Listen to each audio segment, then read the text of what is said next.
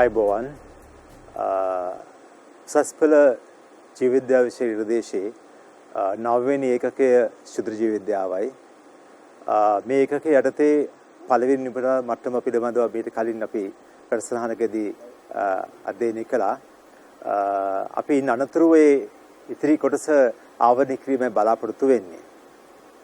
ඒ වගේම මම යෝජනා කරනවා පෙර පරිදිම මේ වැඩසටහනෙන් තමන් ලැබෙන අමතක කරුණු සඳහන් කර ගැනීම සඳහා සූදානම් සිටින ලෙස 9.1 නිපුණතා මට්ටම යටතේ දිලීර ඒ වගේම ඒකසෛලික ප්‍රොටිස්ටාවන් ඒ වගේම මොලිකියුටින් ඒ වගේම වෛරස් වෛරෝයිඩ සහ ප්‍රියෝන පිළිබඳව සලකා බැලීමටයි උත්සාහ කරන්නේ. විශේෂයෙන්ම මේ දිලීර පිළිබඳව අපි අවධානය යොමු කළොත් අසීමිත විවිධත්වයක් මේ දිලීරවල පවතිනවා. ජෛවගෝලයේ සෑම පරිසර පද්ධතියකම වගේම මේ දිලීරවල ව්‍යාප්තියක් පෙන්වුම් කරනවා. විශේෂයෙන්ම දිලීර වැදගත් වූ කාර්යභාරයකට සම්බන්ධයි. ඒ තමයි වියෝජකයන් වශයෙන් ක්‍රියාකාරීත්වය. සෑම පරිසර පද්ධතියකම වියෝජනයේ අත්‍යවශ්‍ය ක්‍රියාවලියක්. ඒ සඳහා අනිවාර්යයෙන්ම දිලීර මහඟු කාර්යභාරයක් පෙන්වුම් කරනවා. ඒ වගේම අපි දකිනවා මේ රූප රාමුවේ ඔබට හුරු පුරුදු උදාහරණ කීපයක් දකින්න පුළුවන්. ඔබට පැහැදිලි වේද මේ කොළ පාටින් තියෙන සෛල කීපය. ඔබ උත්සාහ කරන අඳුන ගන්න මේ රූප රාමුව ඉහළින්ම තියෙන කොළ පැහැති සෛල ටික අපි නම් කරන්නේ සැකරොමයිසිස් සෛල. ඒ දිලීරයක් එක සැදිරි දිලීරයක් ඒ තියෙන්නේ. ඊට වම් පැත්තෙන් තිබෙනවා ඇලොමයිසිස් දිලීරය. මියුකෝස් සූත්‍රිකාව දකින්න පුළුවන්. බීජාණුදානියක්. මේ ඇගරිකස් ඒ වගේම ඇස්පර්ජිලස් දකින්න පුළුවන්. අපි දකිනවා පුළුල් විවිධත්වයක් මේ දිලීරවල. දිලීරවල රූප විවිධත්වයේ සලකා බැලීමේදී ඒකසෛලික අවස්ථාවන් තියෙනවා. ඒ වගේම බහුසෛලික අවස්ථාවන් තියෙනවා. ඒකසෛලික හොඳම උදාහරණය සැකරොමයිසිස් සෙරිවිසි. තනි සෛල ජීවියෙක් ඒකසෛලික ජීවියෙක් ඒ වගේම අපේ කර්මාන්තවලදී විශේෂයෙන්ම හොඳ තම සුලභ ලෙස භාවිතයට ගැනෙන ජීවියෙක් තමයි සැකරොමයිසිස්. ඒ වගේ බහුසෛලික දිලීර බෙදෙන කොටස් දෙකකට සාවාර සූත්‍රිකා සහ නිරාවාර සූත්‍රිකා වශයෙන්. සූත්‍රිකාවක් කියන්නේ කුමක්ද? සූත්‍රිකාවක් කියන්නේ සෛල පේලියක්. ඒ වගේම දැන් නිරාවාර සූත්‍රිකාවක ගත්තොත් ඒ තනි සෛලයක් වශයෙන් ප්ලාස්මයේ දිගටම ක්‍රියාත්මක වෙනවා. නාලාකාර ප්ලාස්මයක් තිබෙනවා. න්‍යෂ්ටි බහුලව නියෝජනය වෙනවා. සංසෛලික ස්වභාවයක් තමයි තියෙන්නේ. ඉතින් නිරාවාර සූත්‍රිකා දකින්න පුළුවන් මියුකවල. විශේෂයෙන්ම මේ සාවාර සූත්‍රිකා ගැන අපි අවධානය යොමු කරමු. සාවාර සූත්‍රිකාවක් විශේෂයෙන්ම හරස් බිත්ති සහිතයි. මේ හරස් බිත්ති වලින් සෛල කොටස් වෙන් වෙලා තියෙනවා. ඔබ දකින්නේ මේ ඇගරිකස් වල තියෙන සූත්‍රිකා දෙවර්ගයක්. ඇගරිකස් දිලීරේ සූත්‍රිකා දෙවර්ගයක් තියෙනවා. ප්‍රාථමික දිලීර සූත්‍රිකාවල ඒකන්‍යෂ්ටික සෛල පවතිනවා. ද්විතීයික සූත්‍රිකාවල ද්වින්‍යෂ්ටික සෛල පවතිනවා. ඒ අනුව න්‍යෂ්ටියක් හෝ දෙකක් තමයි සාමාන්‍යයෙන් මේ සාවාර සූත්‍රිකාවල නියෝජනය වෙන්නේ. නමුත් නිරාවාර සූත්‍රිකාවල න්‍යෂ්ටි සමූහයක් නියෝජනය වෙනවා. අපේ ප්‍රශ්නාංක 20 දිලීර වල ප්‍රධාන ලක්ෂණ සලකා බැලුවොත් ඒකසෛලික හෝ බහුසෛලික සැකසුම් දරනවා. ඒ වගේම නිරාවාර සූත්‍රිකා සාවාර සූත්‍රිකා තිබෙනවා. ඔබට විශේෂ දර්ශනයක් පෙන්වන්න කැමති මේ ඔබ දකින්නේ ඇගරිකස් දිලීරයේ ඒ හතු මඩලක සැබෑ තත්ත්වය. ඇගරිකස් වල හතු මඩල අපේ පියවැසට පේනවා. ඔබට සාමාන්‍ය ප්‍රශ්නයක් ගොඩනගෙනවා මේ ඇගරිකස් හතු මඩල පේන නිසා මේ ඇගරිකස් කියන්නේ ශුද්‍ර ජීවියෙක්ද කියලා. අපි සඳහන් කළා මීට පෙර තනිවගත් කළ පියවැසට පේන්නේ නැත්නම් එයා ශුද්‍ර ජීවියෙක් කියලා. ඒ අනුව මේ තනි සූත්‍රිකාවක් සැලකුවොත් ඒ සූත්‍රිකාව ඇහැට පෙනෙන්නේ නැහැ. ඒ අනුව සූත්‍රිකා ජාලයක් වෙලියාමින් තමයි මේ හතු මඩල සෑදිලා තියෙන්නේ. ඒ අනුව තනි සූත්‍රිකාවක් අපිට හයිෆාවක් කියන්න පුළුවන්. සූත්‍රිකා ජාලයක් අපි නම් කරන්නේ මයිසීලියමක් කියලා. ඔබ මේ පදවලට හුරු වෙන්න අවශ්‍යයි. මේ වැඩසටහනේ අලුත් පද එකතු වුණොත් ඒවා හොඳින් බාර ගන්න. මේ විශේෂයෙන්ම තනි සූත්‍රිකාවක් අපි හයිෆාවක් කියලා කියන වගේම සූත්‍රිකා ජාලයකට අපිට කියන්න පුළුවන් මයිසීලියමක් කියලා. දිලීර සූත්‍රිකා බොහෝ විට පවතින්නේ මයිසීලියමක් වශයෙන් තමයි. ඔබ දකිනවා මේ රූප රාමුවේ සැකරොමයිසිස් සෛල ගොඩක් ඒ වගේම මේ සැකරොමයිසිස් සෛලවල හොඳින් බලන්න කුඩා කුඩා අංකුර දකින්න පුළුවන්. ඒ සැකරොමයිසිස් තනි සෛල ජීවියෙක් ඒක සෛලික දිලීරයක් සැකරොමයිසිස් කියලා අපි නම් කරන්නේ. හැබැයි සැකරොමයිස් සෛල තමන්ගේ සෛල ගාන වැඩි කරගන්නේ වේගයෙන් මේ අංකුර සාදගෙන. ඔබ දකින්න කුඩා අංකුර. මේ මාතෘ සෛලික කුඩා අංකුර හදා ගන්නවා. ඒ අංකුර වර්ධනය වෙලා තව තවත් අංකුර සාද ගන්න පුළුවන්. ඉතින් මේක අලිංගික ප්‍රජනන ක්‍රමයක්. මේක අපි සලකන්නේ අංකුරණය කියලා. මම සරල ප්‍රශ්නයක් අහන්න කැමතියි ඔබලාගේ. ඔබ දන්නවද ඔබ නිර්දේශීය අංකුරණයේ අවස්ථා දෙකක භාවිතා කරන මේ සංකල්පය? එකක් තමයි හයිඩ්‍රාගේ අංකුරණය. මේ සැකරොමයිසිස් අංකුරණය. අංකුරණය කියන සංකල්පය අපිට දැන් දෙකක භාවිතා වෙන විශේෂම සැකරොමයිසිස් වල ස්වභාවික තත්ත්වයක් යටතේ වේගයෙන් සෛල ගාන වැඩි කරගන්නේ අංකුරණය භාවිතේ. ඒ අනුව ඔබ දකින්න තවත් රූප රාමුවක් ඒ පෙනිසිලියම් දිලීරේ කොනීඩි දරයක් දකින්නවා. මේ පෙනිසිලියම් දිලීරය විශේෂයෙන්ම වැදගත් වෙනවා. මොකද පෙනිසිලින් ප්‍රතිජීවකයේ නිපදවා ගැනීමේදී වැදගත් දිලීරයක්. පෙනිසිලියම් වල කොනීඩි දරයක් මත බීජාණු කොනීඩි බීජාණු පේලියකට සංවිධානය වෙනවා. ඒ කියන්නේ බීජාණු සාදන්න පුළුවන් අලිංගිකව. උදාහරණයක් කොනීඩි බීජාණු. ඉතින් මේ පෙනිසිලියම් කොනීඩි දරේ විශේෂයි.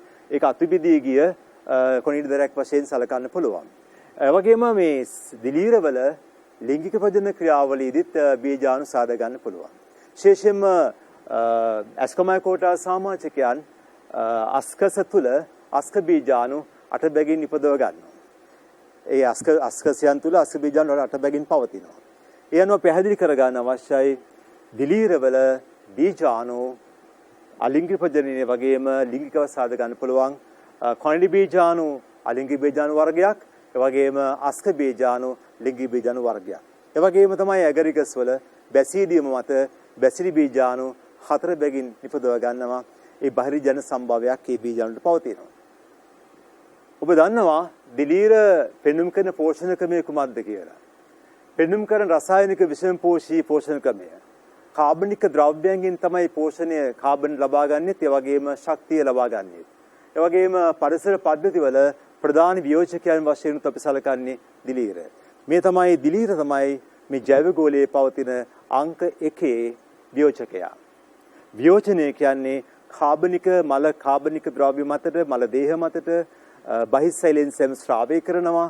ඒ අනුව මල දේහයන්ගේ පවතින ඒ සංකීර්ණ කාබනික සංයෝග සරල සංඝට බවට ජල විච්ඡේදනය වෙලාපත් වෙනවා.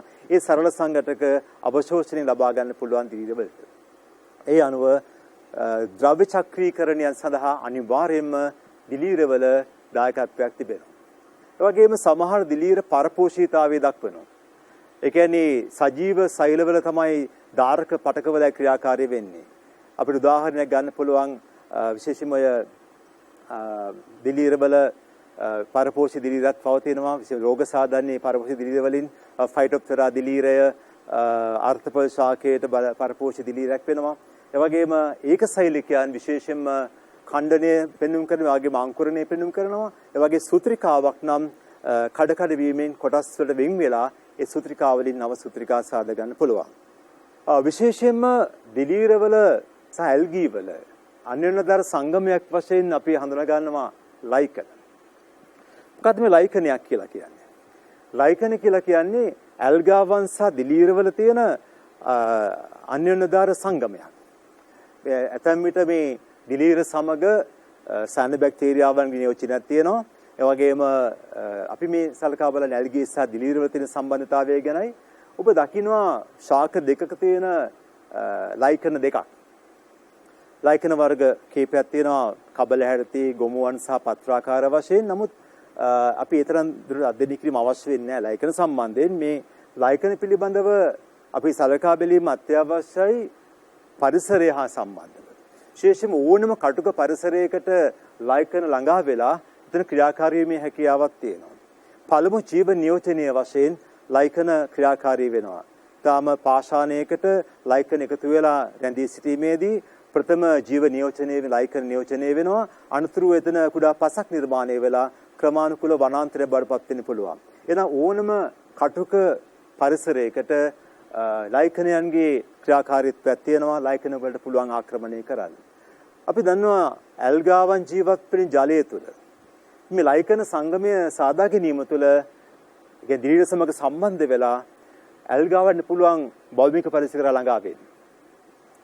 ඒ අනුව ඇල්ගාවන් භෞමික අවකාශ කර ළඟා වෙලා තියෙනවා දිලිරවල සහභාගීත්වයේ. වැදගත්ම දේ පැහැදිලිව කරන්න අවශ්‍යයි මේ ලයිකන පිළිබඳව අපි සලකා බලන්නේ පරිසර පද්ධතියක විශේෂයෙන් පරිසර පද්ධතිවල ලයිකනියන්ට පුළුවන් පරිසර දූෂක අවශෝෂණය කරන්න. සල්ෆර් ඩයොක්සයිඩ් වගේ දේවල් අවශෝෂණය කරගන්න පුළුවන් හැකියාවක් තියෙනවා. ඒ අවශෝෂණය කරගත්තට පස්සේ වෙන ඊළඟ ප්‍රශ්නේ තමයි මේ ලයිකනයේ තිබෙන ඇල්ගා නියෝජනය අඩු වෙලා යන්න පුළුවන්. ඇල්ගා වංශය වෙන්න පුළුවන්. මේ සංගමයේදී ඇල්ගාවන්ගෙන් ආහාර ලැබෙනවා දිලීරට දිලීර වලින් තමයි ජලය සහ කාබන් ද්‍රව්‍ය ලැබෙන්නේ ඇල්ගාවන්ට. මොකද ඇල්ගී නියෝජනය අඩු වෙනකොට විනාශ වෙනකොට සමස්ත ලයිකනේ ෂය වෙලා යනවා. සමස්ත ලයිකනේ වර්ගඵලය අඩු වෙන්න පුළුවන්. දැන් ඔබට වැදගත් දෙයක් මම ප්‍රකාශ කරන්නම්. පරිසර දූෂණ දර්ශකයක් හැටියට වායුගෝලයේ පරිසර දූෂණ දර්ශකයක් හැටියට වායු දූෂක දර්ශකයක් හැටියට ලයිකන පුලම් භාවිතා කරන්න. මම සරල ප්‍රශ්නයක් ලබා දෙනවා. ABCD නැමැති නගර හතරක් ආශ්‍රිතව ශාඛා හතරක් තෝරගන්නවා. ඒ ශාඛා හතර තමයි ABCD වශයෙන් නම් කරන්න පුළුවන්. මේ ශාඛවල තිබෙන ලයිකනයක් තෝරගන්නවා. ABCD ශාඛා හතරේ ලයිකන හතරක් තෝරගන්නවා. මේ ලයිකනයක වර්ගඵලය මනින්න පුළුවන්. ඒ වර්ගඵලය අපි වසර පුරා ABCD ලයිකන හතරේ වර්ගඵලය මැනගැනීමෙන් අපි ඒවා ලෑස්තිගත කරගන්නවා පාඨාංක. අපිට පුළුවන් අවුරුද්දක් ගියාට පස්සේ ඒ ලයිකනේ අලුත් තත්ත්වය දැක බලා ගන්න පුළුවන්. බලමු ඒ තත්ත්වය. ඔබ දකිනවා ABCD නගර හතරේ ආශ්‍රිත ශාඛා හතරක ලයිකන හතරක් පෙර අවස්ථාවේ තියෙන්නේ. ඔය අවුරුද්දකට පස්සේ ඒ වර්ගඵලය මිනුම් කළොත් ඒ ලයිකනවල පැහැදිලි වශයෙන්ම පේනවා මේ C නැමැති ශාඛයේ තිබෙන ඒ ලයිකනී වර්ගඵලය අඩු වෙලා තියෙනවා. ඒ වර්ග C කියන ලයිකනී ෂේ වෙලා තියෙනවා. ඒ අනුව ඔබ කුමක්ද කල්පනා කරන්නේ? මොකද්ද හිතන්න පුළුවන් වෙන්නේ? මේ නගර හතරේ කාර්මීකරණය ගැන මොකද්ද කියන්න පුළුවන් වෙන්නේ? අපිට පැහැදිලිව කියන්න පුළුවන් මේ C ලයිකනයේ පවතින අවකාශය බෙහෙවින් වායු දූෂණය වෙලා තියෙනවා. ඒ කියන්නේ C නගරය ඉතා වේගයෙන් කාර්මීකරණය වෙලා තියෙනවා. එහෙනම් කාර්මීකරණය වෙච්ච ප්‍රතිඵලයක් තමයි ලයිකනයේ වර්ගඵලයේ ෂේ වීම. දිලීරවල තවත් පරිසර නියෝජනයක් තමයි දිලීරක මූල සංගමය. උසස් ශාක මූලයක් බීජ ශාක මූලයක් සමග දිලීර සූත්‍රිකා එකට සම්බන්ධ වෙලා අන්‍යෝන්‍යදාර සංගමයක් සාදන්න පුළුවන්. ඔබ මේ දකින්නේ පැහැදිලිව ශාක මුලක් සමග දැඩිව සම්බන්ධ වෙලා තියෙන දිලීර සූත්‍රිකා ජාලයක්. ඉතින් මේ එකතු අපි නම් කරන්නේ දිලීරක මූල සංගමය කියලා. මයික්‍රොරයිසා වශයෙන් නම් කරන්න පුළුවන්. ඉතින් මෙවැනි සංගම් සෑදීමකට දිලීර සහභාගී වෙනවා. මේ අනුව මේ අපි සලකන්නේ අන්‍යෝන්‍යදාර සංගමයක් හැටියටයි. ශාක මුලට අවශ්‍ය කරන ඛනිජ පෝෂක ජලයේ අවශෝෂණය කිරීම පහසු කරවනවා මේ දිලීර සූත්‍රිකාවලින්. ශාක මුලට යාගත නොහැකි අවකාශ වෙතට සිලි සූත්‍රිකා යවමින් ඒ අවකාශ අස්සරගේ අවකාශ වෙතට සූත්‍රිකා යවමින් ඒ අවකාශයන්ගේ තියෙන පෝෂක ජලය අවශෝෂණය කරගන්න පුළුවන් තත්ත්වයක් තියෙනවා. ඒ අනුව වඩා සාර්ථක ලෙස ඛනිජ අවශෝෂණයට ජල අවශෝෂණයට මේ දිලීර සූත්‍රිකාවන්ගේ දායකත්වයක් ලබා දෙනවා. ඉතින් ඒ වගේම මේ මුලේ තිබෙන ආහාර මත මේ දිලීර සූත්‍රිකා යැපෙනවා. ඉතින් මෙවැනි සාර්ථක අන්‍යෝන්‍යදාර සංගම් සාදා ගැනීමට දිලීර ලොකු කැමැත්තක් දක්වමින් සහභාගී වෙලා තියෙනවා. පුළුල් විවිධත්වයකට එය හේතුවක් වෙලා තියෙනවා. අපි කලින් සඳහන් කළා මේකසෛලික ප්‍රෝටිස්ටාවන්. සමහර ප්‍රෝටිස්ටාවන් ශුද්‍රජීවීන් වශයෙන් ක්‍රියාත්මක වෙනවා. එතෙන්දී ඒකසෛලිකයන් විශේෂයෙන්ම අන්වීක්ෂීය තත්ත්වේ නියෝජනය කරන්නේ. මේ අපි දකින්නේ පැරමීසියම් සෛලයක්. ඒ පැරමීසියම් ගැන ඔබ මීට කලින් තුන්වෙනි එකකේදී ඔබ හොඳින් පැරමීසියම් ගැන හදාරලා තියෙනවා. මම මෙහිදී සලකා බලන්නේ ශුද්‍රජීවියෙක් වශයෙන්. මේ ශුද්‍රජීවියා මේ පැරමීසියම් ඇහැට පේන්නේ අන්වීක්ෂයෙන් දැක බලා ගන්න පුළුවන්. ඔබට මතක් වෙනවද දෙවෙනි ප්‍රායෝගික පරීක්ෂණයේ පාසලේ සිදු කළ දෙවෙනි පරීක්ෂණයේදී අර පිදුරු ස්වභාවිකව පල් වෙච්ච තැනකින් පිදුරු ස්වභාවිකව පල් වූ වතුර ස්වල්පයක් අරන් අන්වීක්ෂයෙන් බැලුවම ඔබ දැක්කේ මොනවද? ඔබ දැක්කා එතෙන්දී දැකලා තියෙනවා පැරමීසියම් සෛල. ඇතැමට ඔබ චලනීය දකින්නේ නැති. මේ පැරමීසියම් සෛල කොහොමද චලනය වෙන්නේ? පැරමීසියම් තියෙන පක්ෂම සමූහයක් තියෙනවා. ඒ පක්ෂම රිද්මයානුකූලව ක්‍රියාකාරී වෙනවා. ඒ අනුව ජලය තුළ වේගවත් සංචරණයක් දක්වන්න පුළුවන් ඒ පිහිනා යන්න පුළුවන් පක්ෂම ආධාරය. මා දැන් ඔබට අවස්ථාවක් ලබා දෙනවා පැරමීසියම් සෛල ජලය තුළ පිහිනා යන ආකාරය දෙක බලා ගැනීම.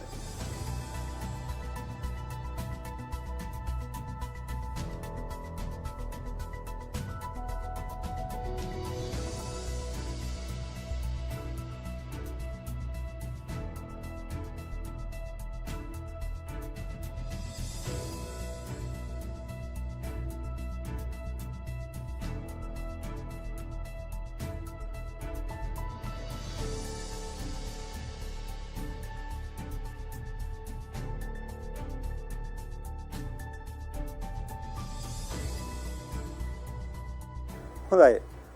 පැරමීසියම් එක සෛලිකයක ඒ වගේම අන්වීක්ෂයයි අපි සුදු ජීවිත සලකනවා. ඒ වගේ තවත් ඔබ පාසලේදී ඉස්සර කතාවක් වශයෙන් නිරීක්ෂණය කරලා ඇති ඇමීබා සෛල. ඇමීබා සෛලයත් අත වශයෙන්ම අසමමිතික සංවිධානයක් තියෙන්නේ අසමමිතික දේහ හැඩයක් තියෙන්නේ සමමිතිය මොහොතේ මොහොත වෙනස් වෙනවා. නිශ්චිත සමමිතියක් පෙන්වන්න කරන්න අමාරුයි. ව්‍යාජපාද සාධකන ඒ ව්‍යාජපාද ඇසුරෙන් තමයි ජලය තුළ සංචරණය කරන්නේ. න්‍යෂ්ටිය පැහැදිලිව නිරූපණය වෙනවා. ඒ වගේම විශේෂම රසායන විෂම පෝෂී පෝෂණක මේ පෙන්වුම් කරනවා. ඇමීබා සෛල ඒක සෛලිකයක් වශයෙන් සලකන්න පුළුවන්. ඒ වගේම ශුද්ධ ජීවියෙක්සේ සලකන්න පුළුවන්. ඔබ දැකලා තියෙනවා මේ සෛලය, මේ ඒග්ලිනා සෛලය. ඒග්ලිනා සෛලේ වැදගත් වෙනවා. මොකද ඒක සෛලිකයක් වගේම කශිකාධාරයෙන් ජලය පීනනවා.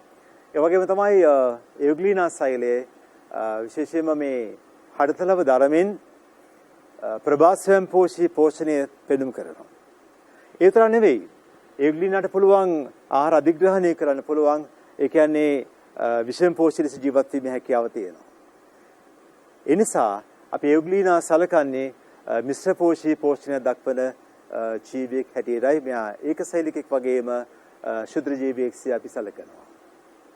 ඔබට පුළුවන් ද පිළිතුරක් ලබා දෙන්න මේ ඒග්ලිනා ගැන.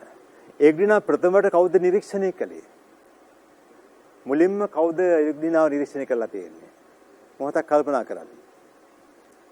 ඔව්, ඒග්ලිනා නිරීක්ෂණය කළේ මුලින්ම ඇන්ටන් වැන් ලීවන්හොක්.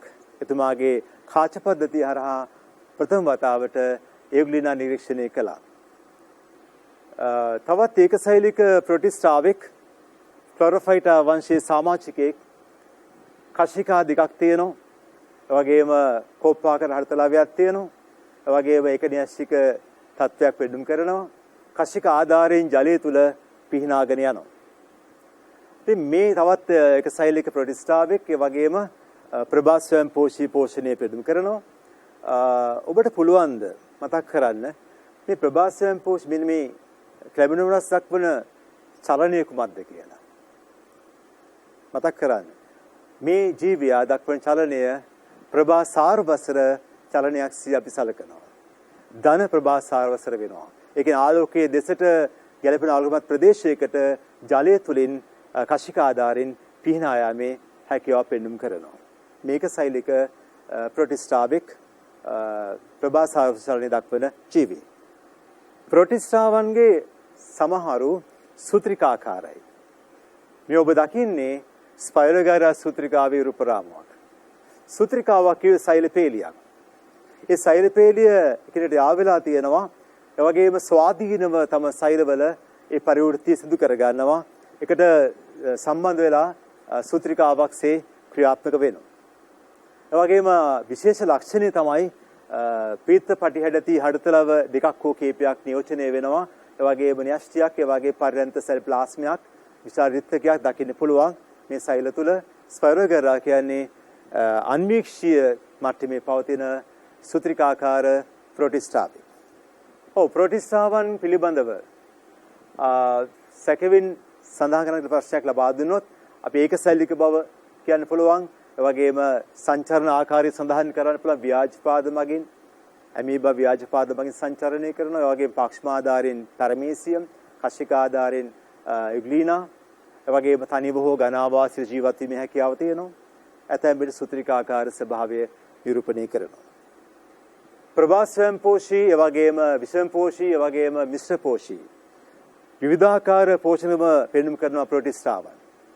ඔබට මතකයි නේද විෂමපෝෂී පෝෂණය ගැන මම කලින් සඳහන් කළා. ඒ වගේම මිශ්‍රපෝෂී පෝෂණය ගැන. එග්ලිනා ගන්න පුළුවන් උදාහරණ හැටියට එග්ලිනා පෙන්වුම් කරන්නේ මිශ්‍රපෝෂී පෝෂණ ක්‍රමයක්. සවායු, ඒ වගේ නිර්වායු, සමහරු වායකල්ප නිර්වායු තත්ත්වය ශ්වසන ක්‍රම පෙන්වුම් කරනවා. ජන්මාන වගේ ලිංගික ප්‍රතිරණය කරන්න පුළුවන්. ඛණ්ඩනීය ඒ වගේම අලිංගික ප්‍රතිරණය කිරීම සිදු කරනවා. අලුත්ම සංකල්පයක් මම කැමැති හඳුන්වා දෙන්න. අලුත් නිර්දේශයේ අලුත් සංකල්පයක් මොලිකියුටාවන්. මේ මොලිකියුටයන් ගැන අපි හොඳින්ම සලකා බලමු මේ අවස්ථාවේදී. මොලිකියුටයන් අත් වශයෙන්ම ප්‍රාග්ඥාස්තික සෛල සංවිධානයේ දරනු. සෛල සංවිධානයේ ප්‍රාග්ඥාස්තිකයි. ඔබ දන්නවා ප්‍රාග්ඥාස්තික සෛල සංවිධානයේක පටලමය ඉන්ද්‍රියකා නැහැ. ඒ වගේම සංවිධානයේ වුණු න්‍යෂ්ටියක් නැහැ. සෛල සැකිල්ලක්, ප්ලාස්මිය සංසරණයක් නැහැ. ඒ தත්ත්වය මැනවින් නිරූපණය කරනවා මොලිකියුටාව. ඒ මොලිකියුටයන් විශේෂයෙන්ම බැක්ටීරියා අධිරාදානයේ කොටස් කරුවන් වෙනවා. විශේෂ ලක්ෂණය තමයි මොලිකියුටාවන්ට සෛල බිත්ති නැහැ. සෛල බිත්තියක් නැති ප්‍රාග්ඥාස්තිකයන් කණ්ඩායමක් ලෙස අපිට මේ මොලිකියුටයන් සලකන්න පුළුවන්. ඔබ පරිස්සම් වෙන්න ඕනේ විභාගයේදී මේ සියලුම ප්‍රාග්ඥාස්තිකයන්ට සෛල බිත්ති පවතීකුත් පොඩ කල්පනා කරන්න වෙනවා. මොකද මොලිකියුටයන්ට සෛල බිත්ති නැහැ. පරිස්සම් වෙන්න ඕනේ. මොලිකියුටයන්ගේ විශේෂත්වය එකයි සෛල බිත්තියක් නැති තත්ත්වය ඉතා විශේෂයි. තව දෙයක් දැනගැනීම අවශ්‍යයි. මොලිකියුටයන් දෙවර්ගයක් ඉන්නවා. මයිකෝප්ලාස්මාවන් කියලා සයි වගේම ෆයිටෝප්ලාස්මාවන්. ඛණ්ඩයන් දෙකක් අපි දැනගන්න ඕනේ. අපේ නිර්දේශන අනුකූලව මයිකෝප්ලාස්මාවන් ගැනත් ඒ වගේම ෆයිටෝප්ලාස්මාවන් ගැනත් අපි අනිවාර්යයෙන්ම දැනගත යුතුයි. විශේෂයෙන්ම ඒ දෙවර්ගයේම සලකන්නේ පොදුවේ මොලිකියුටාවන් හැටියටයි. මයිකෝප්ලාස්මාවන් ගැන මුලින් සඳහන් කළොත් මයිකෝප්ලාස්මාවන් සතුන්ට තමයි හානි කරවන්නේ. මයිකෝප්ලාස්මාවන් පරපෝෂී වෙනවා සතුන්ගේ. ධාරක ජීවීන්ට හානි කරනවා. මයිකෝප්ලාස්මාවන් සතුන්ට හානි කිරීමක් අදාළයි. ඒ වගේම කශිකා නැමැති කණ්ඩායමක්, කශිකා නැති කණ්ඩායමක්, ඒ වගේම බීජාණු සෑදීමක් පෙන්වුම් කරන්නේත් නැහැ. දෙවිතාමත් පැහැදිලිව දකිනවා මේ රූපරාමුවේදී මයිකෝප්ලාස්මා සෛලය. ඒ මයිකෝප්ලාස්මා සෛලය පැහැදිලිව පෙන්වුම් කරලා තියෙනවා. සෛල බිත්තියක් නැහැ. හැබැයි ප්ලාස්ම පටලයක් තියෙනවා. ඒ වගේම සෛල ප්ලාස්මිය සැලකුවොත් ඒ සෛල ප්ලාස්මිය තුල කැපී පෙනෙන රවුම් වෘත්තාකාර DNA අණුවක් තියෙනවා. ඊට අමතරව RNA අණුත් යම් ප්‍රමාණයක් දක්වලා තියෙනවා. ඒ වගේම පැහැදිලිව පෙන්වුම් කරලා තියෙන රයිබෝසෝම. ඔබට පුළුවන් ද මේ රයිබෝසෝම වර්ගය සඳහන් කරන්න? රයිබෝසෝම දෙවර්ගයක් ඔබ අහලා ඇති. 70S රයිබෝසෝම, 80S රයිබෝසෝම. මේ රයිබෝසෝම දෙවර්ගයෙන් මේ රයිබෝසෝම කොහොමද අපි නම් කරන්න පුළුවන් වෙන්නේ? මෙතන තියෙන්නේ 70S රයිබෝසෝම. මොකද මයිකෝප්ලාස්මා නියෝජනය කරන්නේ ප්‍රාග්ඥාස්තික සෛල සංවිධානය. මෙතන තියෙන්න පුළුවන් වෙන්නේ රයිබෝසෝම ආකාරය කුමක්ද? 70S රයිබෝසෝම ආකාරය. මම සරල දෙයක් අහන්න කැමති ඔබලාගෙන්. මොකද 70S කියලා කියනවා, 80S කියලා කියනවා. ඔබ දන්නවද මේ S කියන්නේ කුමක්ද කියලා? 70S කියන එකේ අර්ථය මොකක්ද? S කියන්නේ ස්වෙඩ්බර්ග් සංකේත අකුර ස්වෙඩ්බර්ග්. ඒ අවසාදන වේගය මිනුම් කරන්නේ ස්වෙඩ්බර්ග් වලින්. එතකොට 70S කියලා කියන්නේ අවසාදන වේගය ස්වෙඩ්බර්ග් 70යි. 80S කියලා කියන්නේ අවසාදන වේගය ස්වෙඩ්බර්ග් 80යි. අවසාදනය කියලා කියන්නේ සොලියුෂන් ස්ථාරකයක් වේගයෙන් කරකවනකොට, කේන්ද්‍ර අපසරණය කරනකොට ඝනත්වයෙන් අධිකම න්‍යෂ්ටි මුලින්ම අවසාදනය වෙන්න පුළුවන්. ඒ වගේම අවසාදන වේගය වැඩි මුලින්ම අවසාදනයේ තැම්පත් වෙනවා. ඒ වගේම රයිබෝසෝම අවසානයේ තැම්පත් වෙනවා. ඒ අනුව 70 රයිබෝසෝම පෙන්눔 කරන්නේ අවසාදන වේගය ස්වෙඩ්බෙක් 70යි කියලා අපි ගන්න පුළුවන්. දැන් මේ රූපසරහනින් මම පෙන්눔 කරන්න උත්සාහ කරන්නේ මයිකෝප්ලාස්මාවන්ගේ හානිකර අවස්ථාවක්. විශේෂයෙන්ම මානවයන්ගේ පෙනහැලි වලට ශ්වසන පද්ධතියට මයිකෝප්ලාස්මාවන්ගේ බලපෑමක් තියෙන පරපෝෂී ආකාරයෙන් ව්‍යාජනක වෙන්න පුළුවන්. ඒ රෝගී තත්ත්වය අපි නම් කරන්නේ මයිකෝප්ලාස්මා නියුමෝනියා කියලා. ඉතින් මම එක දෙයක් සඳහන් කළ යුතුයි. මේ රෝගී තත්ත්වේ නම ඔබ දැනගත යුතු වන්නේ නැහැ. නමුත් මට අවශ්‍ය වුණා මයිකෝප්ලාස්මා කියන ඒ කණ්ඩායම මිනිසුන්ට හානි කළ හැකි බව තහවුරු කරන්න. මයිකෝප්ලාස්මාවන් හානි කරන්නේ කාටද? හානි කරන්නේ සතුන් සහ මිනිසට. මේ රූපරාමයෙන් මම බලාපොරොත්තු වෙන්නේ මේ මයිකෝප්ලාස්මාවන්ගේ හානියක් මිනිසාට සිදු වෙකි කියලා තහවුරු කරන්න. ඒක පැහැදිලි කර ගැනීම අවශ්‍යයි. මේක හැබැයි මයිකෝප්ලාස්මා නියුමෝනියා කියන මේ නම ඔබ දැන ගැනීම අවශ්‍ය වෙන්නේ නැහැ කියලා මගේ අදහස. අමතර දැනුමටයි මේක දබා දීලා තියෙන්නේ. අපි බලමු ෆයිටෝප්ලාස්මාවන් ගැන. මේ ෆයිටෝප්ලාස්මාවන් කියන්නේත් මයිකෝප්ලාස්මාවන් වගේම කණ්ඩායමක්. විෂ්කම්භය සමානයි, මූලික තත්ත්වයන් සමානයි. වෙනස තියෙන්නේ ෆයිටෝප්ලාස්මාවන් ක්‍රියාකාරී වෙන්නේ පරපෝෂී වෙන්නේ ශාක තුළ. මයිකෝප්ලාස්මාවන් හානි කරන්නේ සතුන්ට, ෆයිටෝප්ලාස්මා හානි කරන්නේ පරපෝෂී වෙන්නේ ශාකවලට. නිරීක්ෂණය කරන්න පුළුවන් වෙන්නේ ඊටවන් විශ්ෙන් පමණයි. කෘත්‍රිම රෝපණ මාධ්‍යවල වගා කරන්න බෑ. විශේෂයෙන්ම සජීව පටකවලයි වගා කරන්න පුළුවන් වෙන්නේ. අංකුරණයේ සහ ද්විඛණ්ඩණයෙන් ප්‍රජනනය කරනවා. වෛකල්පික නිර්වාසසනය හෝ සවාසනය පෙන්වු කරන්න පුළුවන්. ශාක තුල ෆයිටෝප්ලාස්මාවන් රැඳෙනකොට වඩාත්ම හොඳම ස්ථානය, වඩාත් ගැළපෙන ස්ථානය තමයි තෝරාගෙන තියෙන්නේ. ඒ අය දන්නවා වැඩිපුර ආහාර තියෙන්නේ ෆ්ලෝයමේ පෙන නාල තුල කියලා. ඒ පෙන නාල තුල තමයි ෆයිටෝප්ලාස්මාවන් රැඳෙන්න උත්සාහ කරමින් ඉන්නේ. මේ පෙන්ලා තියෙන පත්‍ර කීඩෑවෙක් ශාකයට මෞකුපාංග වලින් සිදුරු කරලා ඒ ෆ්ලෝයමට හානි කරලා ඉෂුරා බොන අවස්ථාවක්. ඉතින් මේ ආකාරයෙන් ෆ්ලෝයමේ තුල ඉන්න පුළුවන් ෆයිටෝප්ලාස්මාවන් පත්‍ර කීඩෑවන්ට එකතු වෙනවා. ඒ ජීවන චක්‍රය සපුරන්න ගියාම ඒ ශාක ෆ්ලෝයමේ ශාක තුල වගේම මේ පත්‍ර කීඩෑවන් වගේ මේ රෝගකාරක යෝග වාහකයන් තුලත් ප්‍රජනන අවස්ථාවන් ක්‍රියාකාරී වෙනවා. ඒ අනුව ෆ්ලෝයමේ විෂය තුල තමයි වැඩි වශයෙන්ම කැමැත්තක් දක්වන්නේ ෆයිටෝප්ලාස්මාවන් රැඳී සිටීම සඳහා. ෆයිටෝප්ලාස්මාවන්ගේ ආසාදනය ප්‍රබල බලපාල තියෙන වගාවක් තමයි උක්ෂාක වගාව. ඒ උක්ෂාක වගාවට බලපෑවම විශේෂයෙන්ම පත්‍රවල මේ හර්තප්පද ක්ලොරොෆිල් ෂේ කරලා දානවා, විනාශ කරනවා. ඒ අනුව සුදු පාට පත්‍ර සකස් වෙනවා. මේ white leaf disease කියලා නම් කරන්නේ. ඒ අනුව මේ උක්ෂාක වගාවට මේ ෆයිටෝප්ලාස්මාවන්ගේ ප්‍රබල හානියක් සිදු වෙලා තියෙනවා. ඒ අනුව මේ රූපරාමුව මම පෙන්눔 කර යොදාගත්තේ ෆයිටෝප්ලාස්මාවන්ගේ හානිය විශේෂයෙන්ම ශාක වලට බලපාන බව තහවුරු කිරීම සඳහා. ඔබ දන්නවා වෛරස පිළිබඳව විශාල අවධානයක් තියෙනවා. ඒ වගේම වෛරස ජීවිත අජීවිත කියන ප්‍රශ්නාර්ථය තියෙනවා. ජීවි අතරමැදි අවස්ථාවක් වශයෙන් සැලකන්න පුළුවන් කියලා කියනවා. ඒ වගේම වෛරස් වල ප්‍රධානම වෙනස තමයි සෛල සංවිධානයක් පෙන්වු නොකිරීම. කිසිදු ආකාරයක සෛල සංවිධානයක් වෛරස් පෙන්වු කරන්නේ නැහැ. ඒ නිසා වර්ගීකරණයේදී මේ වෛරසයන්ට අවස්ථාවක් ලැබිලා නැහැ. නමුත් අපි ශුද්‍ර ජීව විද්‍යාවේදී වෛරස් වල මේ ක්‍රියාකාරීත්වයත් එක්ක වෛරස් දක්වන මේ ආසාදන තත්ත්වයන් එක්ක ඒ වගේම ජීවී දේහවල ගුණණය තත්ත්වයන් එක්ක අපි ශුද්‍ර ජීවි වශයෙන් සලකලා වෛරස් හැදෑරීමක් කරනවා. ඒ වගේ දාර්ඝ සෛලයන්ගෙන් බැහැරව කිසිදු පරිවෘත්තීය ක්‍රියාවක් දක්ව ගන්න බෑ, ප්‍රතිරණය දක්වන්න බෑ. ඒ වගේම තමයි දාර්ඝ සෛල තුලදී ගුණණය වෙමින් ඒ පරිවෘත්තීය පත ආධාරයෙන් ආසාදනය වෙලා ලාක්ෂණික ගුණ පෙන්වීම කිරීමේ හැකියාවක් තියෙනවා. ඒ දාර්ඝ ජීවියාගේ පරිවෘත්තීය පත හවුල් කර ගන්නවා තමන්ගේ ගුණණය වීම සඳහා. අපි වෛරසයක මූලික ව්‍යුහමය ලක්ෂණ සලකා බැලුවොත් ඒ වෛරසයකට අනිවාර්යයෙන්ම තිබිය යුතුයි ගෙනෝමයක්. ඒ කියන්නේ DNA හෝ RNA තමයි ගෙනෝමයේ වශයෙන් තියෙන්නේ. සමහර වෛරසයන්ගේ DNA තියෙනවා. බැක්ටීරියා භාෂක උදාහරණයක්.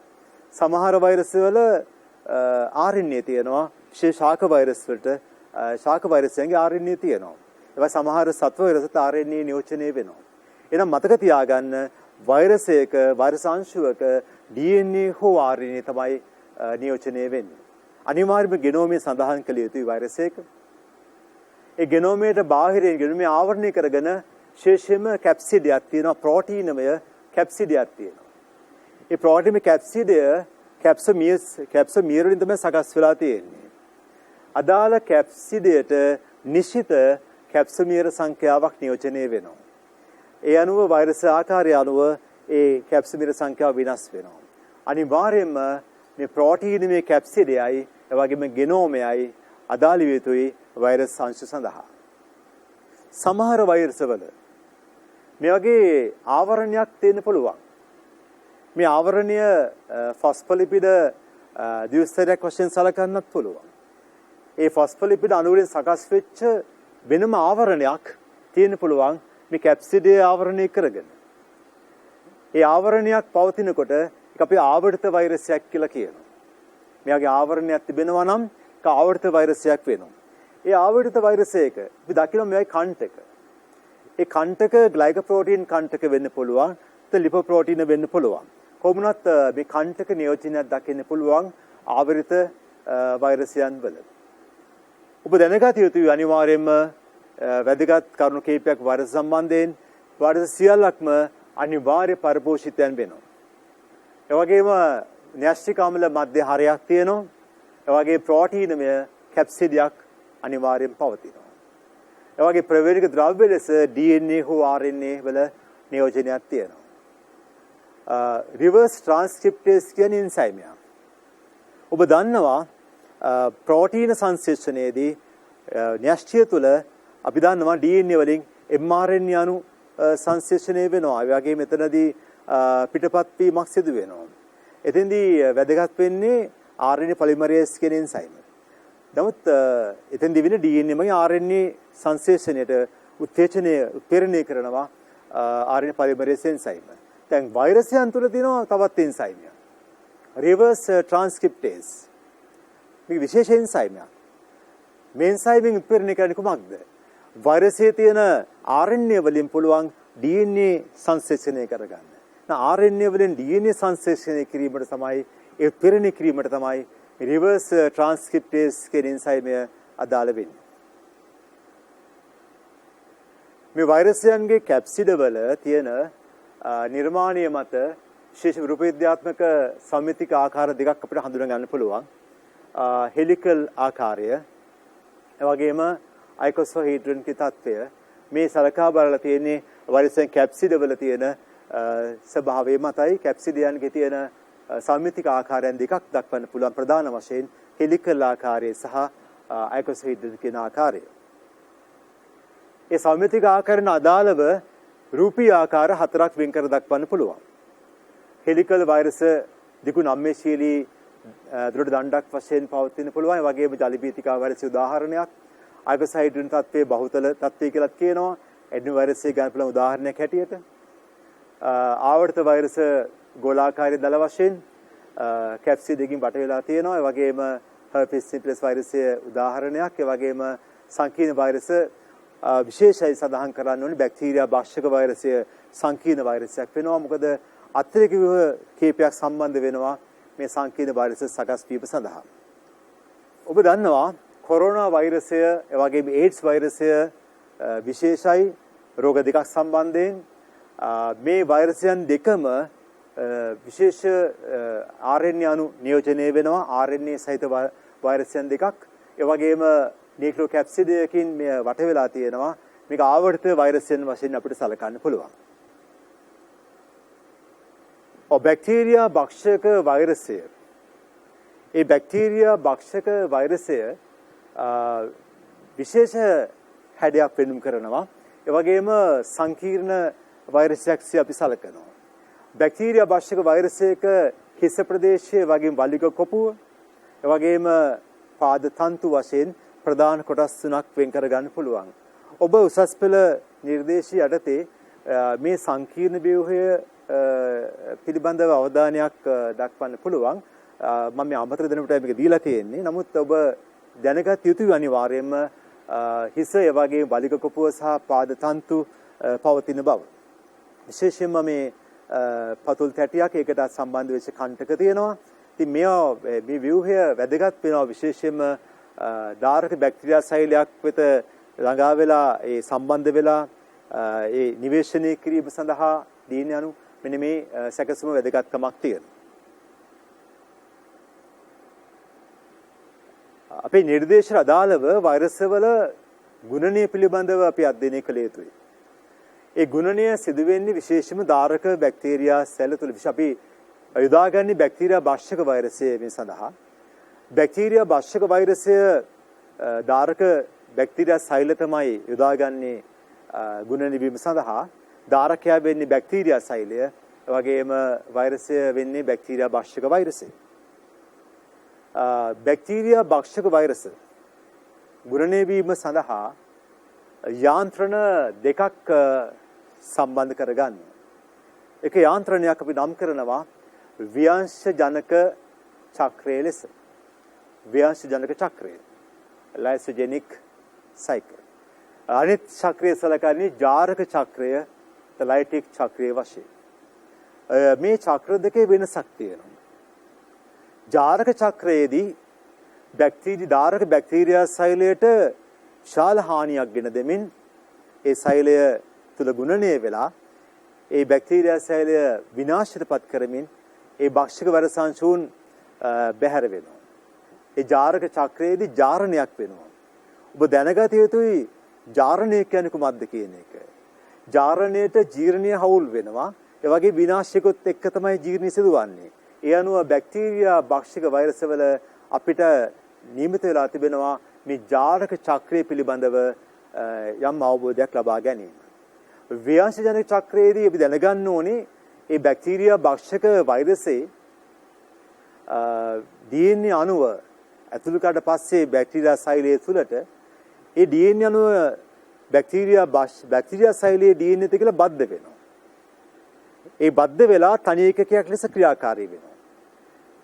මම නැවත සඳහන් කරන්නම් ව්‍යංශජනක චක්‍රයේදී දාරක බැක්ටීරියා සෛලයේ තියෙන DNA අණුව සමග භක්ෂක වෛරසයේ DNA අණුව වල සම්බන්ධ වෙලා පොදු ඒකකයක් වශයෙන් ක්‍රියාකාරී වෙනවා. ඒ අණුව සෑහෙන කාලයක් මේ විදිහට රැඳෙන්න පුළුවන්, ජීවත් වෙන්න පුළුවන් දාරක බැක්ටීරියා සෛල තුල. ඉතින් මෙහෙම රැඳී සිටින අවස්ථාවේදී තියෙන වාසියක් තමයි ඒ බැක්ටීරියා භක්ෂක වෛරසයේ DNA අණුව සම්බන්ධ වෙච්ච ඒ DNA තිබෙන බැක්ටීරියා සෛලය විනාශයටපත් වෙන්නේ නැතුව ආරක්ෂා වෙනවා. වෙනත් බැක්ටීරියා භක්ෂක වල ආසාදෙන් ලක් වෙන්නේ නැතුව ආරක්ෂා වීමට හේතුවක් වෙනවා. මේ ජනක ව්‍යංශජනක චක්‍රයේදී දාරක බැක්ටීරියාට හානියක් නොවි ගුණනය වීමක් තමයි සිදුවන්නේ. බැක්ටීරියා භක්ෂක ජීවිකගේ ජීවන චක්‍රයේ පළවෙනි පියවර අපි සලකන්නේ සම්බන්ධ වීම හැටියටයි. ප්‍රථමයෙන්ම බැක්ටීරියා භක්ෂක වෛරසය දාරක බැක්ටීරියා සෛලයක් සොයාගෙන ඒ බැක්ටීරියා සෛලයේ නිශ්චිත ස්ථානයක් සොයාගෙන ඒ සම්බන්ධ වීමක් පෙන්වුම් කරනවා. මෙතෙන්දී දාරක බැක්ටීරියා සෛලයේ සහ භක්ෂක වෛරසයේ ගැළපීමක් තිබිය යුතු වෙනවා. ඒ අනුපූරක තත්ත්වයක් අවශ්‍ය වෙනවා. එවැනි ස්ථානයක් හොයාගෙන තමයි මේ භක්ෂක වෛරසය සම්බන්ධ වෙන්නේ බැක්ටීරියා සෛලය මතට. ඉන් අනතුරුව මොකද වෙන්නේ? විනිවිද යාමක් සිදු වෙනවා. කියන්නේ බැක්ටීරියා භක්ෂක වෛරසයේ ඒ වලිග තන්තු තවුල් කරගෙන විනිවිද යාමක් පෙන්වුම් කර විශේෂයෙන්ම මේ භක්ෂක වෛරසයේ පවතින DNA අණුව නික්ෂේප කරනවා, ඇතුළු කරනවා, බලෙන් ඇතුළු කරනවා දාරක බැක්ටීරියා සෛලය තුළට. ඒ අපි සලකනවා විනිවිද යාමක් හැටියට. අනතුරුව මේ බැක්ටීරියා සෛලය තුළ තිබෙන අමුද්‍රව්‍ය, ඒ වගේම යන්ත්‍රණ හවුල් කරගෙන බැක්ටීරියාවට භක්ෂක වෛරසයට අවශ්‍ය කරන DNA සංශ්ලේෂණය කරගන්නවා. ඒ වගේම ප්‍රෝටීන කැප්සිඩ සංශ්ලේෂණය කරගන්නවා. මේ අපි ජෛව සංශ්ලේෂණීය වශයෙන් තමයි නම් කරන්නේ. ඒ කියන්නේ මෙතෙන්දී ධාරක බැක්ටීරියා ශෛලයේ පවතින අමුද්‍රව්‍ය සහ යන්ත්‍රණ හවුල් කරගෙන තමයි මේ ජෛව සංශ්ලේෂණය සිදු කරගන්නේ. අනතුරුව පරිණතිය සහ සමූහණය සිදු වෙනවා. ඒ කියන්නේ බැක්ටීරියා භක්ෂක වෛරසයන් සකස් වෙනවා, සමූහණය වෙනවා, පරිණත වෙනවා. ඒ කැප්සිඩ වලට බැක්ටීරියා DNA අණු එකතු වෙනවා, ඒ වගේම ආවරණය කරගන්නවා. මේ ආකාරයෙන් පරිණතිය සහ සමූහණය සිදු වෙනවා ධාරක බැක්ටීරියා ශෛල තුල. අවසාන වශයෙන් එන්සයිම හවුල් කරගෙන ලයිසෝසයිම් එන්සයිම හවුල් කරගෙන ඒ ධාරක බැක්ටීරියා ශෛලයට හානි සිදු කරමින් මේ සකස් වෙච්ච බැක්ටීරියා භක්ෂක වෛරස අංශුන් බැහැර වෙනවා. ඒ නිදහස් වීම සිදු වෙනවා. ඉතින් මේ නිදහස් වීම සිදු වුණාට පස්සේ නිදහස් වෙච්ච බැක්ටීරියා භක්ෂක වෛරස අංශුන් නැවතත් පුළුවන් තවත් බැක්ටීරියා ශෛල ආසාදනය කරන්න. අපි නැවතත් බලමු මේ අවස්ථාවන් ටික. සම්බන්ධ වීම, විනිවිද යාම, ජෛව සංශ්ලේෂණය, පරිණතිය සහ සමූහණය, නිදහස් වීම. එක ඉගෙනුම් ඵලයක් තිබෙන ඔබ ආවරණය කළ යුතු. ඒ තමයි බැක්ටීරියා භක්ෂක ජාරක චක්‍රයක පියවර 5 අනුපිළිවෙලින් සඳහන් කිරීම අවශ්‍යයි. මේ පියවර 5 අනුපිළිවෙලින් සඳහන් කිරීම අත්‍යවශ්‍යයි. ඔබ පුහුණු වෙන්න ඕනේ මේ පියවර 5 අනුපිළිවෙලින් සඳහන් කිරීමට. අපි දැන් බලමු රූපරාමුවකින් මේ භක්ෂක වෛරසයේ ක්‍රියාකාරීත්වය අපි බිම් වශයෙන් සලකා බැලුවා. අපි දැන් අඛණ්ඩව සලකා බලමු මේ රූපරාමුවේ.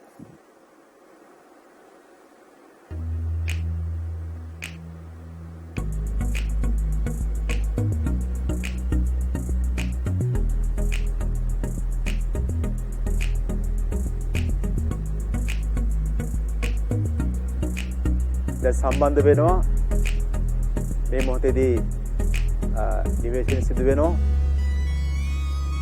ජෛව සංශ්ලේෂණය සිදු විය යුතුයි. ඉන් අනතුරුව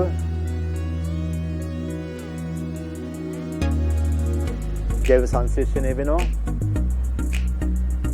පරිණතිය සහ සමූහණය සිදු වෙනවා. අනතුරුව බැහැර වී ආප් සිදු වෙනවා, දැන් නිදහස් වී සිදු වෙනවා. වෛරොයිඩ පිළිබඳව අපේ අවධානය යොමු කළොත් වෛරොයිඩ කියලා අපි අලුත් මාතෘකාවක් වෛරොයිඩ කියලා කියන්නේ විශේෂයෙන්ම මේ කුඩා නග්න RNA අණු කැබැලි වෛරොයිඩ වශයෙන් ක්‍රියාත්මක වෙනවා. විශේෂයෙන්ම ශාක ආසාදනය කිරීමට සම්බන්ධ වෙච්ච RNA අණු විශේෂයක්. වෛරොයිඩ ආසාදනය කරන්නේ ශාක. විශේෂයෙන්ම RNA අණු වලට පුළුවන් කමක් තියෙනවා ආසාදනය වෙන්න. විශේෂයෙන්ම එවැනි RNA අණුවක තියෙන ඒ ඒකක අණු රයිබෝසින් අඩංගු ඒකක අණු 240ක් වගේ ප්‍රමාණයක් නියෝජනය වෙනවා. ඒක වෙනස් වෙන්න පුළුවන් ඒ වෛරොයිඩ වර්ගයේ අණුව. ධාරක සම්පත් භාවිතා කරමින් තමයි මේ වෛරොයිඩ ගුණණය වෙන්නේ ධාරක ශෛලයන් තුලදී. විශේෂයෙන්ම ජාන අන්තර්ගත වෙන්නේ. නමුත් ඔබ මතක තියාගන්න ඕනේ ගුණණය සඳහා අවශ්‍ය කරන තොරතුරු මේ RNA වල පවතිනවා. ඒ සංඥාවන් වශයෙන් පවතින ඒවා ක්‍රියාත්මක කරගන්නවා ධාරක ශෛල තුලදී. ආර්ථික ශාකයට හානි වෙච්ච අවස්ථාව වෛරොයිඩයන්ගෙන් වෛරොයිඩ විශේෂයෙන්ම හානි වුණාම ආර්ථික ආකන්දවල ෂේ වෙලා තියෙනවා. හොඳ අස්වැන්නක් ලබා ගන්න බැරි වෙනවා. මේ තියෙන ආසාදින වූ තත්ත්වය, ඒ වගේ මේ තියෙන ආසාදින වූ තත්ත්වය ඒ අනුව පේනවා විශාල හානියක් වෙලා තියෙනවා ආර්ථික ආකන්දවලට වෛරොයිඩ වලින්. මේ ඔබ දකින්නේ පොල් වගාවක් ගොඩාක් විනාශිත අවස්ථාවක්. කොකනට් කැඩෑන් කියන වෛරොයිඩ් වර්ගයෙන් තමයි මේ හානිය ඇති වෙලා තියෙන්නේ. මේ වැනි රූපරාම මම යොදාගත්තේ ඔබට මේ වෛරොයිඩ් වල බලපෑම තහවුරු කරන්න. මොකද වෛරොයිඩ් කියන RNA අණු වලින් විශාල හානියක් කරන අවස්ථාවක් මේ පෙන්වු කරලා තියෙන්නේ. සමස්ත කඳට විශාල හානියක් කරලා තියෙනවා. ඒ අනුව අස්වැන්න සම්පූර්ණයෙන් නැති වෙලා යනවා. ඉතින් වගාව විනාශයටපත් වෙච්ච අවස්ථාවක් අපි මේ නිරූපණය කළේ. ප්‍රියෝන. තවත් අපිට නිර්දේශයේ පවතින අලුත් මාතෘකාවක් ප්‍රියෝන.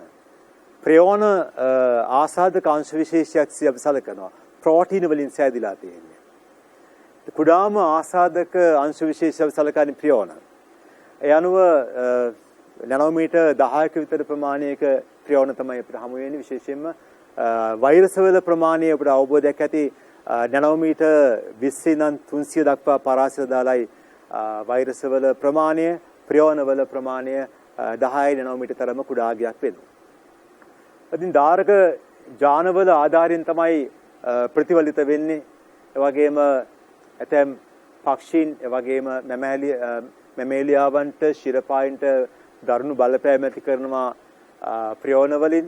ට්‍රාන්ස්මිසිබල්ස්, ෆන්ජිෆෝම් එන්සෙෆැලොපැතීස් මේ රෝගී තත්ත්වය විශාල හානියක් ඇති කරනවා විශේෂ මස්තිෂ්කයට, මොළයට. නියුරෝන් සෛල විනාශයටපත් කරනවා මේ ප්‍රියෝන මගින්. ක්‍රමක්‍රමයෙන් බලපෑම ප්‍රබල වෙනකොට මේ මස්තිෂ්කයේ රිත්තක වගේ සිදුරු සෑදිලා විශාල හානියක් ගෙන දෙන අවස්ථාවක්. ඒ වගේම මාරාන්තික තත්ත්වයක්. විශේෂයෙන් එවැනි තත්ත්වයට ආසාදනය වුණ පුද්ගලයන්ගේ මතකේ නැති වෙනවා. විශාල මතකේ නැති වෙලා යනවා. වර්ෂ 1997 දී උමුතු ගව රෝගය ප්‍රථමයෙන්ම නිරූපණය වුණා ගවයන් හා සම්බන්ධව. ඉතින් ගවයන්ටත් මේ තත්ත්වය වැළඳිලා ගවයන්ගෙන් මිනිසාටත් ඇති වෙන්න පුළුවන් තත්ත්වයක් තියෙනවා. ඒ වගේම ප්‍රියෝන විසින් මිනිසාට රෝග ඇති කිරීමට අදාළව ඒ කියන්නේ ප්‍රියෝන විසින් මේ ආසාදිත තත්ත්වයක් ඇති කරනවා. ඒක ප්‍රියෝන සහිත ආසාදිත පටක හෝ අවයව බද්ධ කිරීමේදී මිනිසාට මේක එකතු වෙන්න පුළුවන්. ඒ වගේම ආසාදිත රුධිරය පාරවලීනේදීත් මේ තත්ත්වය ඇති වෙන්න පුළුවන්. විශාල හානියක් ඇති කරනවා. සමස්ත වශයෙන් පුද්ගලයාගේ දරුණු බලපෑමක් එල්ල කරනවා. මතකේ නැති වෙනවා, ක්‍රියාකාරීත්වය අඩපණ වෙනවා. ගොඩක් ප්‍රශ්න මතුවෙනවා මේ ප්‍රියෝන ආසාදනයේදී.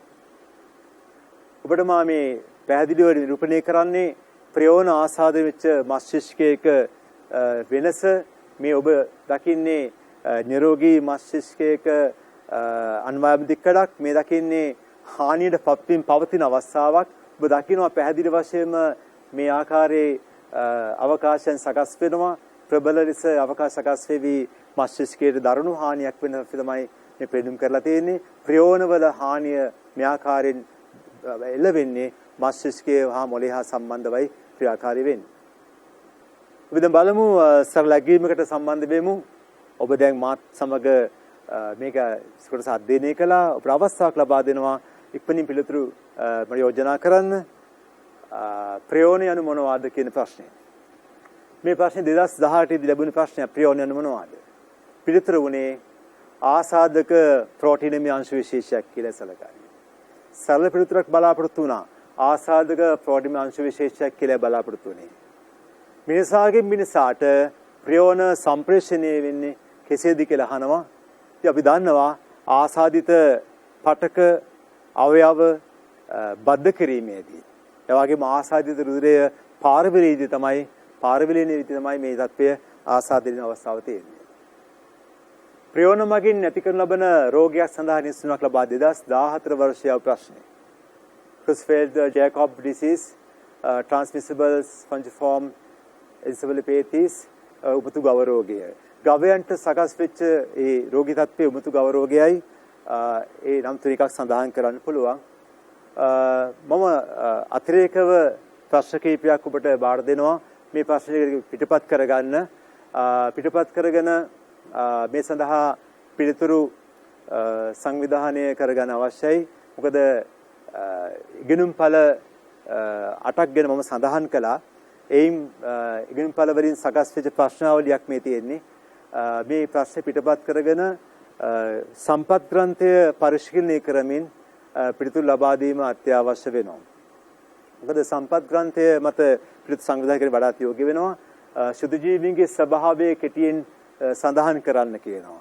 මේ ප්‍රශ්නේදී අනිවාර්යයෙන්ම ශුද්ධ ජීවීන්ගේ අන්වීක්ෂ්‍ය ස්වභාවය සඳහන් කරන්න ඕනේ. ඒ වගේ වොන්ගේ පරිවෘත්තියේ තියෙන වේගවත් බව සඳහන් කරන්න ඕනේ. ඒ වගේම සර්වත්‍රික ස්වභාවය සඳහන් කරන්න ඕනේ.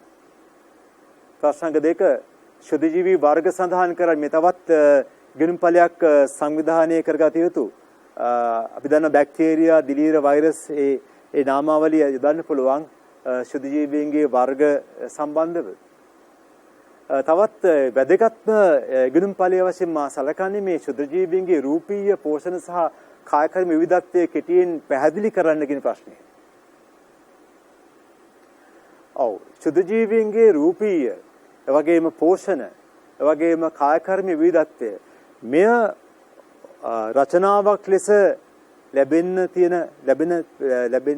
රචනාවක් ලෙස ඔබට ලැබිය හැකි ප්‍රශ්නයක්සේ මම සැලකනවා. මොකද මේකට පුළුල් ලෙස පිළිතුරක් බලාපොරොත්තු වෙන්නේ මේ පැහැදිලි කිරීමක් බලාපොරොත්තු වෙන්නේ. ප්‍රශ්නයක තියෙන ක්‍රියාකාරී ඒ කියන්නේ අපව මෙහෙවන වචනයක් තියෙන. ඒ තමයි පැහැදිලි කරන්න කියන එක. දැන් විස්තර කරන්න තිබුණා නම් ලේසි මේක.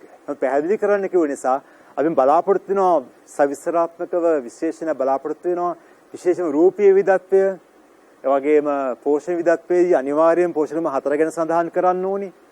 ඔබ දැනමත් දන්නවා ප්‍රභා ස්වයං පෝෂී, ප්‍රභා විෂයං පෝෂී, රසායනික ස්වයං පෝෂී, රසායන විෂයං පෝෂී. මෙන්න මේ 4 සඳහන් කිරීම අත්‍යවශ්‍යයි විස්තරාත්මකව.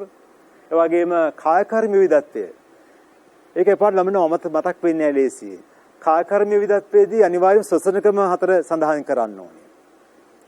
ඒ වගේම තමයි අපි සඳහන් කළා නඩින් තිර කිරීමේ ක්‍රියාවලිය. ඒ නඩින් තිර කිරීමේ ක්‍රියාවලිය අනිවාර්යයෙන්ම ඇතුළත් කරලා තමයි පිළිතුර සංවිධානය කරන්න ඕනේ. රූපී විදත්වයෙන් අපිට අවබෝධයක් තියෙනවා. රූපීය ලක්ෂණ ගැන අවබෝධයක් තියෙනවා. ඒක විස්තරාත්මකව ලියන්න පුළුවන්. නමුත් පෝෂණ විදත්වයේදී පෝෂණ ක්‍රම 4 සඳහන් කරන්න ඕනේ. ඒ වගේම කායකර්ම විදත්වයේදී විශේෂම ශ්වසන ක්‍රම 4 සඳහන් කරන්න ඕනේ. ඉන් අනතුරුව නඩින් තිර කිරීමේ ක්‍රියාකාරීත්වය සඳහන් කළ යුතු වෙනවා. අංක 4 වෛරස් වල ලාක්ෂණික ලක්ෂණ කෙටියෙන් සඳහන් කරන්න. ඔබ මතක තබා ගැනීම අත්‍යවශ්‍යයි. ඉගෙනුම්පළ 8න් 3ක් අදාළ වෙනි වෛරස් සඳහා 3ක් අදාළ වෙනවා ශුද්ධ ජීවීන්ගේ ස්වභාවික තත්ත්වයන් පිළිබඳව අගය කිරීම හා සම්බන්ධ ශුද්ධ ජීවීන්ගේ විවිධත්වය අගය කරන්න කියලා අවසාන වශයෙන් ඉගෙනුම්පළයක් තියෙනවා. ඒ වෛරස් වල ලක්ෂණ අපිට ගොඩක් සඳහන් කරන්න පුළුවන්. ඒවා අපි මේ ප්‍රශ්න පිළිතුර ඔබ සංවිධානය කරගන්න ඕනේ සම්පත් ග්‍රන්ථය පරිශීලනය කිරීමෙන්. විවිධ වෛරස් වර්ග සඳහන් කිරීමේ එක සරල ප්‍රශ්නයක්. ඒ වගේම තමයි බැක්ටීරියා භක්ෂක වෛරසයේ ජීවන චක්‍රයක පියවර 5 සඳහන් කරන්න කියන එක. ඒක ඉගෙනුම් පළයක්සේ තියෙනවා. විශේෂයෙන්ම පියවර 5 සඳහන් කිරීමේදී ක්‍රමානුකූලව සඳහන් කරන්න අවශ්‍ය පිළිවෙලක් තිබිය යුතු වෙනවා. ඒ පියවර 5 සඳහන් කිරීම තමයි බලාපොරොත්තු වෙන්නේ. ඒ වගේම රෝගකාරක ලෙස වෛරස්, වෛරෝයිඩ් සහ ප්‍රියෝන පිළිබඳව පැහැදිලි කරන්න ප්‍රශ්නයක් දෙන්න පුළුවන්. ඉතින් මේක ටිකක් විස්තර ලිවිය යුතු ප්‍රශ්නයක් සේමා සැලකනවා. මොකද පැහැදිලි කිරීමක් බලාපොරොත්තු වෙනවා වෛරස්, වෛරෝයිඩ් සහ ප්‍රියෝන පිළිබඳව. ඉතින් ඒ පැහැදිලි කිරීමේදී ඒ වෛරසයන්ගේ තිබෙන රෝගකාරක ස්වභාවය, වෛරෝයිඩයන්ගේ මම පෙන්වු කළ ක්‍රියාකාරීත්වය වගේ ප්‍රියෝන වල ඒ මස්තිෂ්කන බලපෑම ඒ සම්පත් ග්‍රන්ථයට අනුකූලව පෙළගස් ගන්න පුළුවන්. ඉතින් අපි තාමත් මේ වැඩසටහනෙන් බලාපොරොත්තු වෙන්නේ උසස් පෙළ විෂය නිර්දේශී 9 වෙනි එකකේ පළවෙනි නිපුණතා මට්ටම සාර්ථකව අධ්‍යයනය කිරීමටයි. ඒ අනුව ඔබට අවස්ථාවක් සැලසුණා පිළිබඳව අහමින් අධ්‍යයනය කරන්න මාස 4 වෙනිදා සම්බන්ධව. ඒ වගේම ඔබට ජයග්‍රහී අනාගතයක් මා ප්‍රාර්ථනා කරනවා. ඒ වගේ මෙවන් වැඩසටහනක් මගින් නැවත සම්බන්ධ බලාපොරොත්තු වෙනවා ඔබෙන් සමුගන්නවා.